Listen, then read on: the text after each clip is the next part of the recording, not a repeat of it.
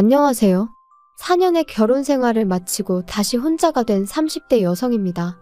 이따금씩 다른 사람들은 어떻게 사나 궁금해서 사연을 들으러 찾아오곤 했었는데 제가 이렇게 제 이야기를 하게 될 줄은 몰랐네요.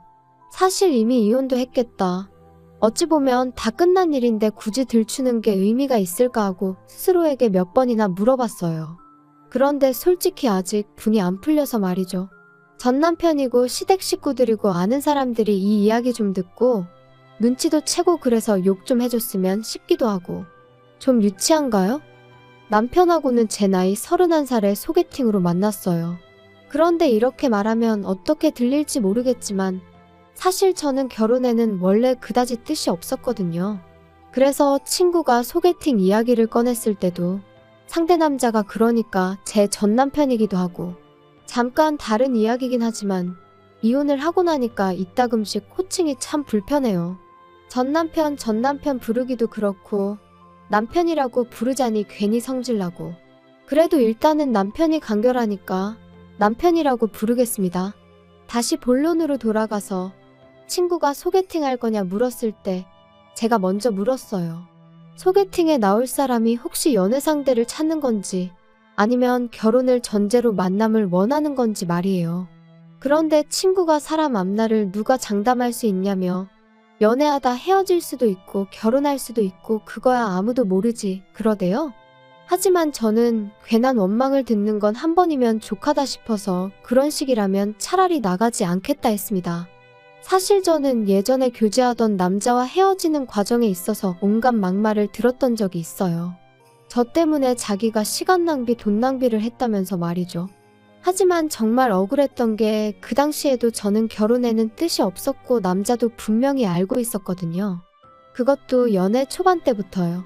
하지만 남자가 말하길 사귀다 보면 제 생각이 달라질 줄 알았답니다. 자기가 잘해주면 생각을 고쳐먹을 줄 알았다나요? 어이가 없어서. 아무튼 그때 너무 질려버려서 이후로 결혼 생각이 요만큼이라도 있는 남자하곤 아예 얽히지 말아야겠다고 다짐을 했네요. 그런데 소개팅을 주선하는 친구가 중간에서 그렇게 애매하게 나오니 당연히 나가기가 싫었죠. 하지만 친구는 이미 제 사진을 상대 남자에게 보여줬고 그쪽에서 저를 너무 만나보고 싶어 한다며 나중엔 거의 사정을 하는데 제 다짐도 다짐이지만 친구를 더는 곤란하게 만들고 싶지가 않았습니다. 그래서 그럼 그냥 밥이나 한 끼 먹고 온다 생각하고 나갔다 오겠다니까 정말 고맙다고. 그래서 마침내 남편과 만나게 되었네요. 남편은 저와 마찬가지로 회사를 다니는 평범한 직장인이었어요. 특출난 매력은 없었지만 대화를 나눠보니 사람 성격이 전반적으로 둥글둥글하고 모난 구석이 없었죠. 가끔 실없는 농담을 던지는 게 조금 거슬리긴 했지만 그것도 알고 보니 어떻게든 저랑 좀 더 같이 있으려고 나름대로 한 노력이었다는 걸 알게 되었을 땐 좀 감동이기도 했고. 하지만 몇 번 대화를 나눠보니 남편은 나이가 나이였던 만큼 역시나 결혼 상대를 찾고 있다는 걸 알게 되었고 저는 그게 아니었잖아요. 그래서 결국 그렇게 두어 달쯤 만남을 이어가다가 제가 이쯤에서 그만 만나자 했어요. 계속 만나봤자 서로한테 좋을 게 없을 것 같다고요. 그런데 남편이 저한테 도대체 왜 결혼의 뜻이 없냐는 거예요. 그래서 저도 솔직하게 털어놓았어요. 평범한 가정에서 사랑을 많이 받고 자랐지만 어째서인지 나는 좋은 부모가 될 자신은 없다. 그래서 아이 생각이 없다. 그리고 아이를 키울 것도 아닌데 굳이 결혼을 해야 하나 싶다. 뭐 대충 이렇게 얘기했던 것 같아요. 그런데 한참을 듣고 있던 남편이 자기도 솔직히 말하겠다더니 자기는 아이를 못 갖는답니다. 20대 때 사고를 당해서 아이를 가질 수 없게 되었다고요. 그러면서 그러니까 오히려 잘 되지 않았냐고. 우리 둘 다 서로만 바라보고 살면 된다 하는데. 솔직히 친정에서는 제가 하루빨리 좋은 사람을 만나 시집을 가기를 바라셨어요. 짐작컨대 저희 부모님도 일단 어떻게든 제가 시집부터 가서 살다 보면 마음이 바뀌지 않겠나 싶으셨던 거겠죠. 그리고 자식된 도리로서 죄송스러웠던 것도 사실이에요. 그러니 이런저런 상황을 고려해봤을 때 남편하고 결혼해도 괜찮겠다 싶대요. 친정부모님께는 죄송하지만 남편의 불임 문제는 나중에 천천히 말씀드릴 생각이었고요.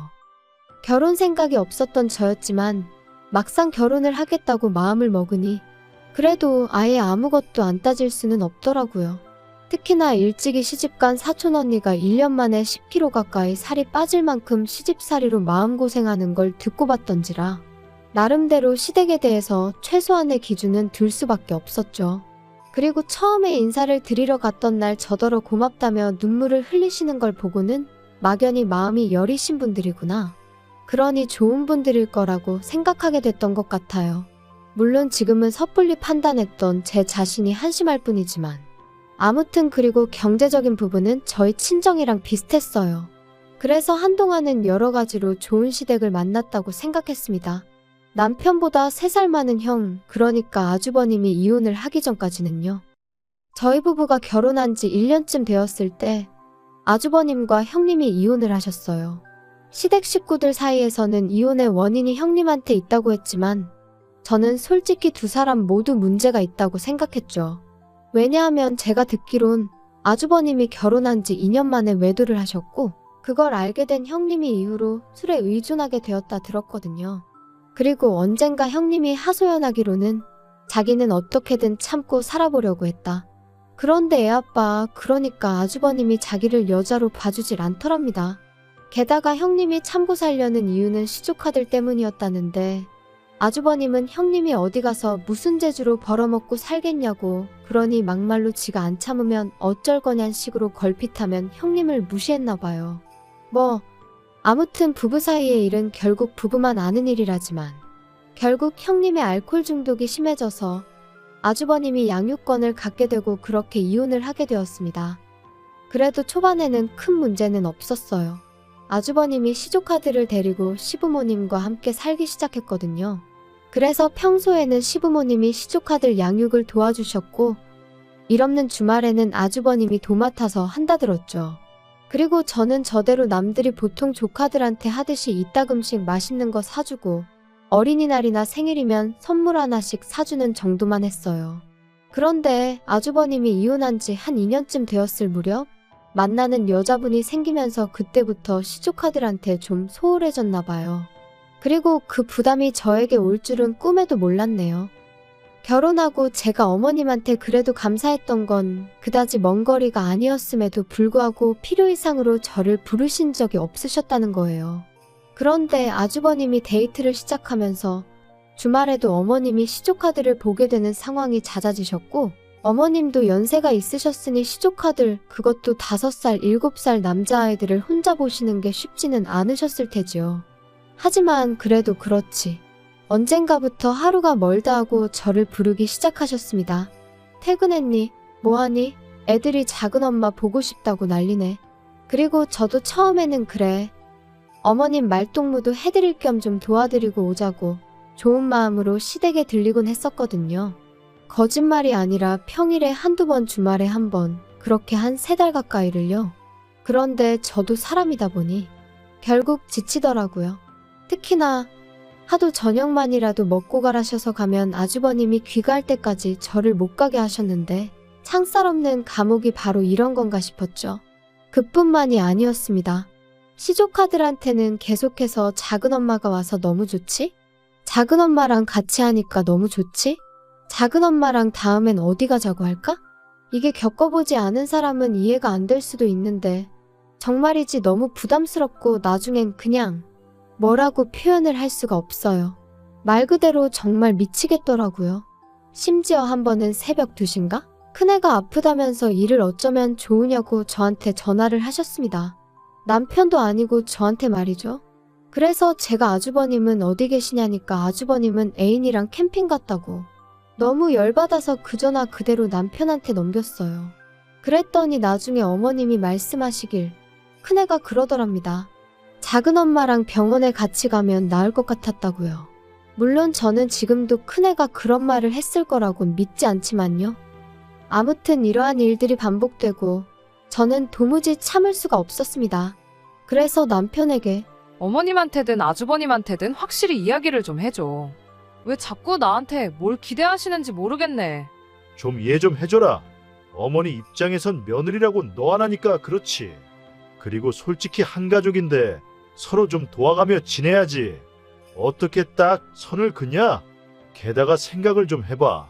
형이 일단 그 여자랑 빨리 결혼을 해야 너도 우리 어머니도 자유의 몸이 되는 거야. 그러려면 협조를 좀 해줘야지. 두 사람이 결혼해서 내가 자유의 몸이 되기 전에 화병으로 죽을 것 같다니까. 야, 무슨 말 같지도 않은 소리를 하냐 너는? 솔직히 어머니랑 비교하면 네가 뭘 얼마나 했다고 그러냐. 고생은 우리 어머니가 다 하고 계시지. 지금 그게 할 소리야? 너무 빡빡하게 따지지 마라 좀. 이 집안의 여자라곤 어머님하고 너하고 둘뿐인데 어쩌겠냐 그럼. 자기가 대신 사과한다. 미안하다. 너 정말 고생한다. 그런 인사까지는 기대하지도 않았어요. 하지만 적어도 남편이 그토록 뻔뻔하게 아나무인으로 나올 줄은 꿈에도 상상하지 못했죠. 그리고 덕분에 그나마 마음 한켠에 있던, 그래도 내가 작은 엄마인데 이 정도는 하는 게 맞나 하는 그 찜찜함도 전부 날아가 버리대요. 게다가 이렇게 다투고 얼마 지나지 않아 어머님 생신이셨어요. 그래서 온 가족이 모였는데 아주버님 재혼 이야기가 나왔습니다. 그런데 듣자하니 아주버님 애인이란 사람이 시조카들 때문에 재혼하기를 망설인다는 거예요. 그쪽은 초혼이라서 부모 반대가 완강하다면서 말이에요. 그러니까 이번엔 어머님뿐만 아니라 아버님까지 저를 힐끗힐끗 바라보시면서 애들 거취 문제야 뭐 가족 간에 상의를 해서 차차 방법을 찾아보면 된다 하시는데, 아니 멀쩡히 애 아빠가 살아있는데 무슨 애들 거취 문제를 가족 간에 상의를 한다는 건지, 그리고 나는 왜 자꾸 쳐다보시는 건지 이래저래 너무 짜증이 나더라고요. 게다가 그 와중에 아주버님은 저랑 눈이 마주치니까 어이없게도 윙크를 하면서 재수씨 잘 좀 부탁해요 이러는데, 순간 욱해서 뭘 부탁하냐 했습니다. 부탁하지 마시라고. 궁금하지도 않고 알고 싶지도 않다면서요. 그리고는 도무지 끓어오르는 화를 참을 수가 없어서 뒤도 안 돌아보고 그냥 제 핸드백이랑 차키만 챙겨서 식당에서 나왔거든요. 그랬더니 남편이 쫓아나와서는 너는 좋은 날 꼭 이렇게까지 해야겠냐? 형 애인 쪽에선 당연히 꺼려지는 자리이고 어쨌든 우리가 지금 의리니까 어쩔 수 없잖아. 왜 우리가 의리야? 아주버님이나 의리지. 막말로 아주버님이 재혼을 하시던 못 하시던 나랑 무슨 상관인데 뭘 잘 부탁한다는 거야 도대체? 어머님 아버님도 그래. 왜 자꾸 나한테 눈치를 주셔? 그렇게 시조카들이 안쓰러우면 당신이 챙겨. 당신이 하면 되잖아. 작은 엄마보다는 작은 아빠가 더 가까운 거 아니야? 핏줄인데? 막말로 어머님이 시조카들 문제로 당신한테 한 번이라도 전화한 적 있으셔? 넌 뭐 그런 걸 지금 따지고 드냐? 진짜 사람 피곤하게 한다. 아무튼 우리 부모님한테 사과드리고 형한테도 미안하다고 해. 웃기고 있네. 사과를 받으면 받았지 내가 지금 하게 생겼니? 분명히 우리 두 사람 서로만 바라보고 살자 했고 그 약속 하나 믿고 한 결혼이었는데, 시간이 흐를수록 시부모님도 남편도 말도 안 되는 요구를 해대니 얼마나 스트레스를 받았는지 몰라요. 하지만 적어도 어머님 생신날 제가 보인 행동은 시댁 식구 모두에게 제 생각이 어떤지 분명히 보여주는 일이었다고 믿었습니다. 그러니 더는 시댁 식구들 중 그 누구도 저에게 시조카를 맡길 생각은 하지 못할 거라 생각했고요. 하지만 제 예상은 보기 좋게 빗나가 버렸어요. 오히려 서로 속내가 다 드러나서 그런가 아주 그냥 배째라는 식으로 나왔으니까요. 어머님 생신 이후로 한 달 정도 지났을 무렵이었습니다. 큰애에게 핸드폰이 생겼는지 언젠가부터 계속해서 큰애에게서 문자가 오더라고요. 그리고 그 내용은 대부분 작은엄마 뭐 하세요? 작은엄마 요즘 왜 안 오세요? 작은엄마 보고 싶어요. 그리고 저는 그 문자들이 전부 어머님이 시켜서 시조카가 보냈다 싶었기에 무시해버릴까 싶다가도 혹시나 일말의 가능성으로 시조카가 자진해서 보낸 거면 어쩌나 하는 생각에, 사실 이 모든 상황에서 시조카가 잘못한 건 없는데 괜히 애한테 상처를 주게 되면 안 되잖아요? 정말이지 문자 하나가 올 때마다 온종일 이런저런 생각과 고민으로 얼마나 마음이 갑갑했는지 몰라요. 그리고 정말 이렇게 살다간 내가 어떻게 될지도 모르겠다는 생각에 결국 시조카에게 앞으로 작은엄마에게 하고 싶은 이야기가 있으면 작은아빠한테 하라고 했네요. 그러면 작은아빠가 작은엄마한테 전해줄 거라면서 말이죠. 그런데 황당한 건 그 이후로 시조카가 남편에게 문자를 하는 일은 단 한 번도 없었습니다. 이것도 나중에 어머님 말씀으로는 시조카가 단단히 상처를 받아서 안 한 거라는데 그 내막을 솔직히 누가 알겠어요? 제가 그것까지 배려할 수는 없는 노릇이었고요. 그리고 이제 정말 상황이 어느 정도 정리가 되었구나 싶었던 때였습니다. 3달 가까운 시간 동안 어머님은 저에게 오라가라 말씀하지 않으셨으니 저도 어느새 한결 홀가분한 마음으로 일상을 보내고 있었죠. 남편하고의 관계는 예전만 못했지만 적어도 부딪히는 일은 거의 없었고요. 그런데 평소처럼 야근을 하고 집에 도착해 현관을 여는데 저는 순간 제가 남의 집에 잘못 들어온 줄 알았어요. 왜냐면 현관에는 아이들 신발이 놓여 있었고 늦은 시간이었는데도 TV 소리가 흘러나오고 있었으니까요. 하지만 이내 저는 그 아이들이 바로 시조카들이라는 걸 알게 되었습니다. 황당해서 남편에게 이게 다 무슨 일이야? 쟤들이 여기 왜 와 있어? 어머니 허리디스크가 터져서 이제 쟤들 못 보신대. 정말이야? 그럼 일단 병원부터 모시고 가봐야 되는 거 아니야? 아, 뭐 병원은 알아서 가시겠다니까 신경 쓸 거 없고. 걱정이네. 아니 근데 그렇다고 해도 왜 쟤들이 우리 집에 있어? 아직 그 집에 아버님도 계시고 아주버님도 있잖아. 남자 둘이서 쟤들을 무슨 수로 보냐? 아니 아주버님이 애 아빠인데 왜 애들을 못 봐? 그리고 당장 주말 지나면 당신도 나도 출근해야 되는데 우리 집에서 쟤들을 누가 본다고 데려왔냐고. 그래서 말인데 회사에 휴가 좀 내. 누군가 한 명은 쟤들 봐줘야지. 그럼 당신이 내던가. 억지 좀 쓰지 마라. 너가 봐야지 내가 쟤들을 어떻게 보냐. 야, 그리고 왜 작은엄마라고 부르겠냐? 엄마 없으면 대신 엄마 역할을 하라고 작은엄마인 거야. 엄마 소리 듣는 게 뭐 아무런 이유 없이 듣는 건 줄 알았어? 당신 뭐 잘못 먹었어? 아까부터 왜 이렇게 헛소리를 해대? 작은엄마가 무슨 엄마 소리야, 엄마 소리는? 그리고 내가 언제 작은엄마 하고 싶댔어? 작은엄마가 무슨 벼슬도 아니고 웃기지도 않네 진짜. 하지만 남편은 좀처럼 고집을 꺾지 않았고 정말이지 이런 식으로 나가다간 제가 시조카드를 떠안게 생겼다 싶더라고요. 그래서 저는 이튿날 새벽 남편과 시조카들이 아직 잠에서 깨지 않았을 때 제 집만 챙겨서 친정으로 향했습니다.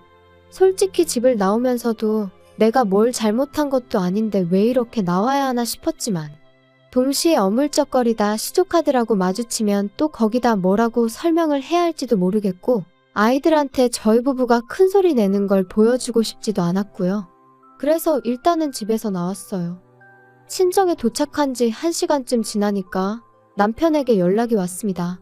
어디냐 묻길래 친정이라고. 시조카들 문제 해결할 때까진 난 친정에서 지낼 테니 그런 줄 알라 했죠.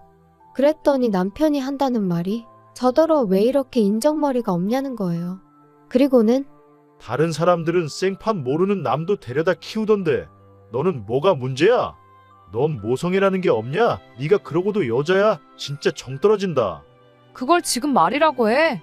모성애고 뭐고 내가 애시당초에 낳을 생각 없다고 했던 거 기억 안 나? 근데 이제 와서 나더러 시조카를 키우라고 하면 내가 그래 알겠어 하고 키울 줄 알았던 거야? 그리고 뭐 여자 맞냐고? 아무렴씨 없는 너도 남잔데 내가 여자가 아닐 리가 있어.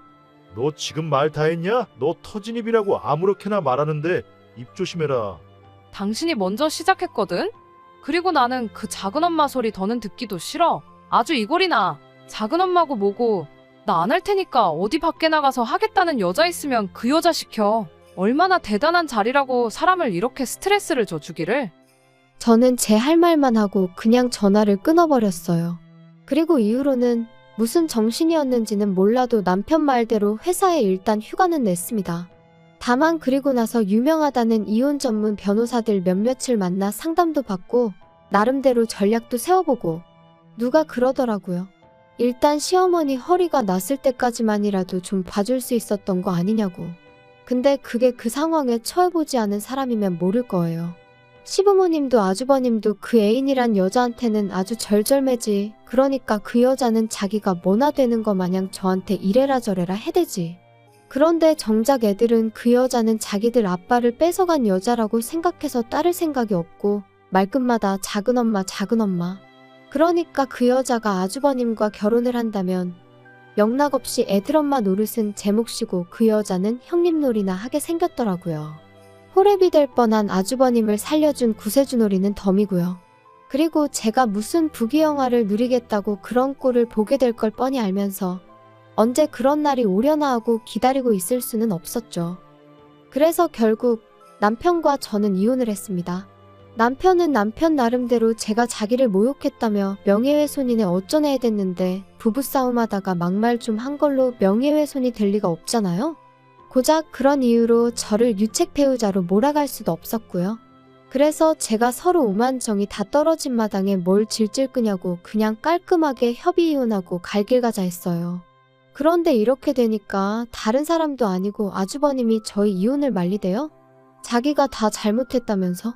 하지만 곧 죽어도 시조카드를 다시는 안 맡기겠단 소리도 안 하고 설령 그런 소리를 했다고 해도 이미 저희 부부는 깨진 그릇이나 마찬가지였으니까요. 결국 그렇게 남남이 되었습니다. 그리고 저는 이혼하고 얼마 지나지 않아 아주버님과 그 여자도 헤어졌다는 소식을 다름 아닌 어머님을 통해서 듣게 되었습니다. 이게 다 저 때문이라면서 제가 조금만 도와줬으면 될 걸 일을 다 그르쳤네 하시더니 급기야는 저를 고소하겠다고 하셨지요. 그래서 마음대로 하시라고 했는데 지금까지 별다른 소식이 들려오질 않네요. 종이 쪼가리 하나 날라온 것도 없고요. 솔직히 아주 가끔 시조카들 생각이 날 때가 있어요. 그래도 작은엄마 하면서 따르던 걸 생각하면 내가 좀 참을 걸 그랬나 싶기도 하고 아직 제가 매운맛을 덜 봐서 그런 걸까요?